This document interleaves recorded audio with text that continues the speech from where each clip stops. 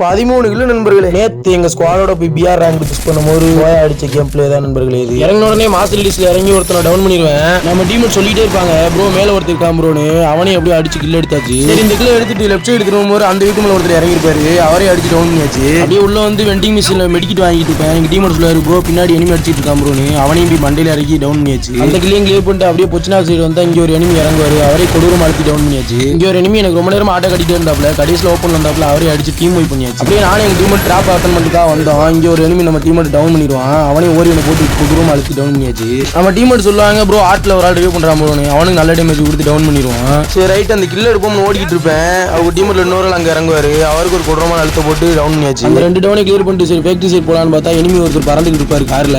அவரே டவுன் பண்ணிட்டு இருக்கும்போது இங்க கிடந்து ஒருத்தர் அடிப்பான். எங்கடான்னு பாப்பேன் நம்ம டீம் மட்டும் முடிச்சிடுவாரு. சரி மறுபடியும் பொச்சினா கிட்ட வருவோம்னு பார்த்தா இங்க ஒரு எனிமி கிட்ட நம்ம மேக வச்சு கொடூரமா அழுத்துவாரு. அவரையும் ஸ்கோப் போட்டு அடிச்சு டவுன் பண்ணிடுவான். மேட்ச்ல ஒரு தரமான கேம் பிளே கொடுத்துருப்போம். ஒருத்தர் நம்ம டீம் அடிச்சுட்டு இருப்பாரு. அவரையும் மண்டே இறக்கி டவுன் பண்ணியாச்சு. அவங்க டீம் பக்கத்துலேயே இருந்துப்பாரு. அவரே ஓரியனை போட்டு கொடூரமா ஒரு அழுத்த போட்டு டவுன் பண்ணிட்டான். சொன்னே மட்டும் கேட்டுக்கிறேன். நான் உங்களுக்காக அவ்வளவு கஷ்டப்பட்டு வீடியோ போடுறேன். டெய்லி வீடியோ அப்லோட் பண்றேன். எனக்காக ஒரு லைக் அண்ட் சப்ஸ்கிரைப் மட்டும் பண்ணிட்டு சப்போர்ட் மட்டும் பண்ணுங்க. லாஸ்ட் ஃபைட் எங்க டீம்ல 3 பேர் இருப்போம். ஆப்போனன்ட்ல ஒரே ஒருத்தர் இருப்பாரு. அவர் நான் நிறைய டேமேஜ் கொடுப்பேன். எங்க டீம் ஸ்னைப்பர் வச்சு அடிச்சு முடிச்சிருவாரு. கடைசி அந்த மேட்ச் நாங்க போயாம போட்டுருவோம்.